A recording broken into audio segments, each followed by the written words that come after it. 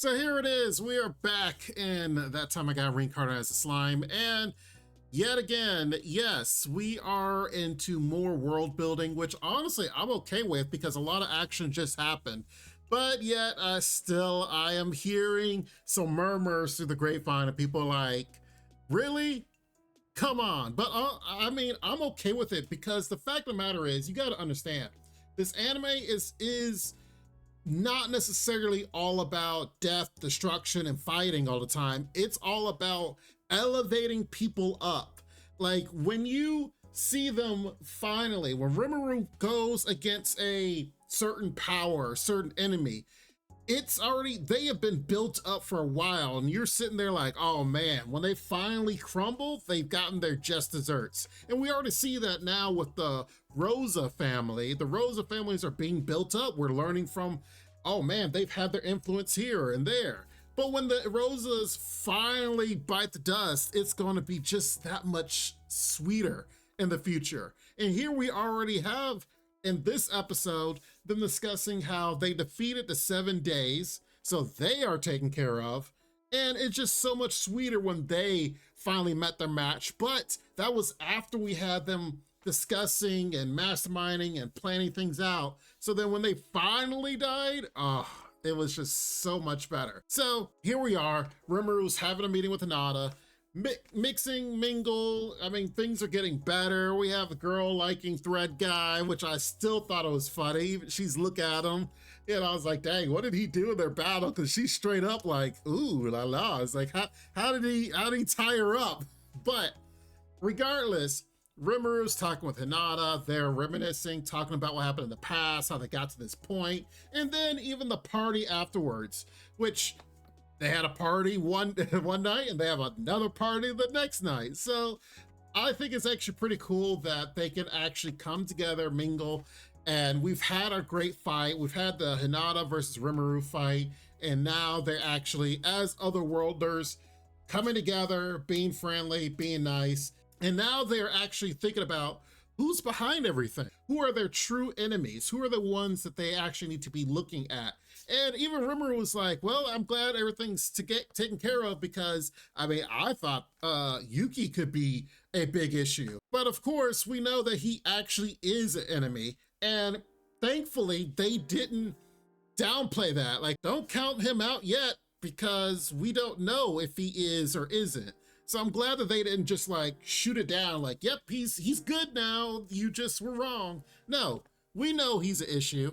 And now Rimuru's kind of like, okay, he's on my list I gotta look at in the future. I didn't think he would be because he's an otherworlder like us, but maybe he's still on that list. And let's not forget Valentine over here. When they're talking about the 7 days that they wanted her love energy, is like, what did she do to them?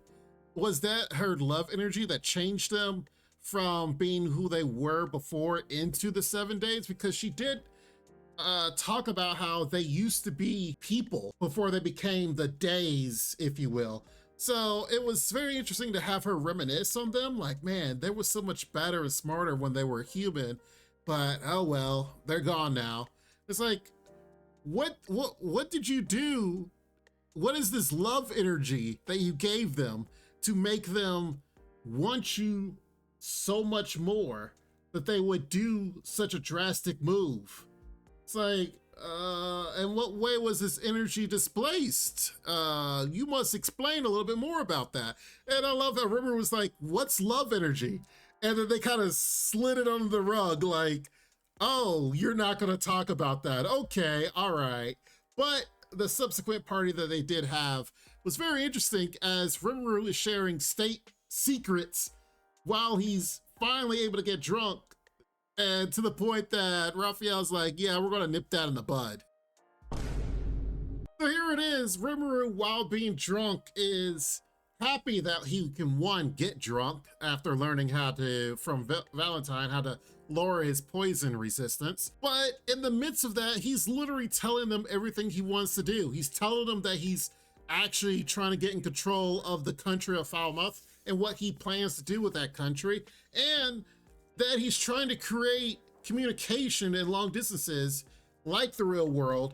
It's almost like he's making here, like he's trying to make Skype or something, or Zoom, where, you know, it's not necessarily just the messaging of phones and such, but using the sticky thread, as he said, and Magisteel to create almost like video imaging. So then that way you can communicate with others on long distances and communicate your thoughts to other people. So it's like, okay, he's skipping from making like cell phones to video messaging other countries and people. So of course, even Hinata's like, wow, you're doing all of that? Normally these would be state secrets and you wouldn't share this with other people. And he's like, oops, I guess I'm just a little too drunk. And that's when Raphael's like, yeah, we're nipping that in the bud.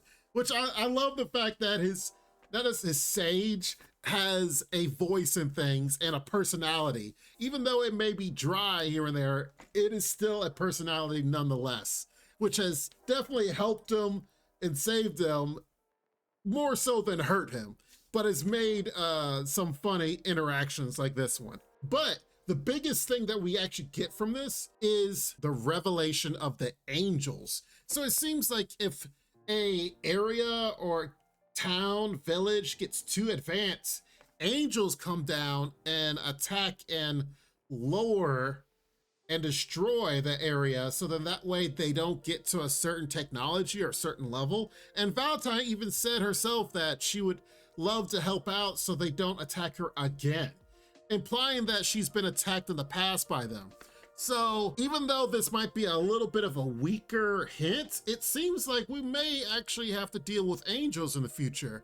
Now, if I don't know if they're truly angels sent down by heaven, or if they're, you know, a euphemism for something, like people just call them angels, they're actually some higher alien race or something. I don't know, but this is the first time that I've heard it mentioned in the anime. So the way the Rimuru is going, I think it's just a matter of time before we actually run into these angels, or whether it's a war, battle, or talking to. Because, come on now, he's not gonna stop. He's trying to make life better, whether it's economically, technologically, and culturally. So there's no doubt in my mind that at some point, somebody's gonna come and interfere, because we're already getting interference from the eastern provinces and these merchants and such. So once that is dealt with, then all that's left is these angels that we've heard about.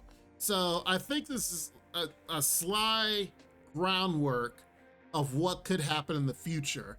And the fact that Hinata herself, Valentine, all these people are saying, yeah, we'll go to back with you if that happens. So you can kind of tell, like, these are big threats for the future, and they are threats to more people. So it might be like a huge war where maybe the demon lords, not only Rimuru, but other demon lords rally together to finally end these angels. Because if they discriminately attack everyone, if you get to a certain point, then yeah, I'm pretty sure there's going to be some type of rally to defeat them, to finally get them off their back.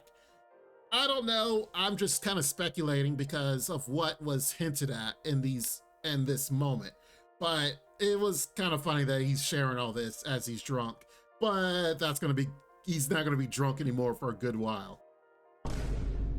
And finally, the enemies, both the Rosas and Yuki here, are contemplating what they need to do next. Ultimately, they kind of decide to lay low. Rimuru has won, essentially, and the enemies don't necessarily have a card to play that wouldn't show themselves or wouldn't hurt them in a certain way. For example, the merchant guy was saying how he could deal with Diablo, but it would take him and his whole troop, which would die, in dealing with just Diablo. Well, even if it took all that manpower to get rid of one of Rimuru's subordinates, he has others. He has multiple others. So yeah, enemies are going to be going back into the shadows, crawling themselves back, and then trying to manipulate the strings in order to get rid of Rimuru or lower his economic status in certain ways. And it's very interesting that even Yuki as he's talking to his secretary. Come to find out, she's like a demon lord of some sort. She has lowered her name. Like, she's telling him, like, okay, call me something else until I deal with Leon, which Leon is another demon lord that is an issue. He kind of is not necessarily an issue for a lot of people right now, and he's not necessarily in the way, but he's done some questionable things in the past that I'm surprised that other people aren't going after him, but I'm pretty sure he's pretty powerful. But it looks like this girl's wanting revenge for some reason against Leon, and I'm sure that's going to be elaborated more in the future.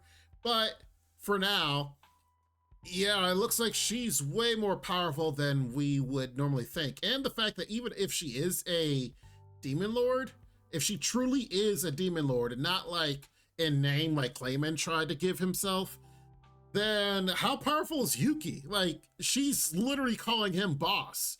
So what is Yuki's power, and why does he want world domination? Now, granted, he's an otherworldler like Rimuru and such, but was there something happening in the real world that he came from? Like, was his personality that of someone that was really bad in the other world? So when he comes to this world, he's like, you know what?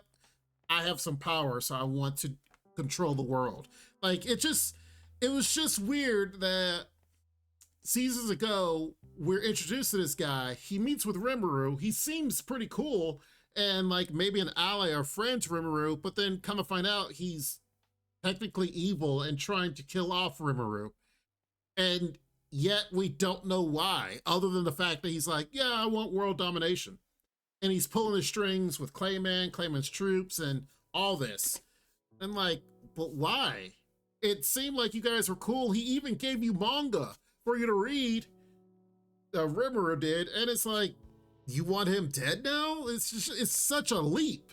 But that's where the world building and discussing comes about, because then you start to learn all this, whether it's through them or other people.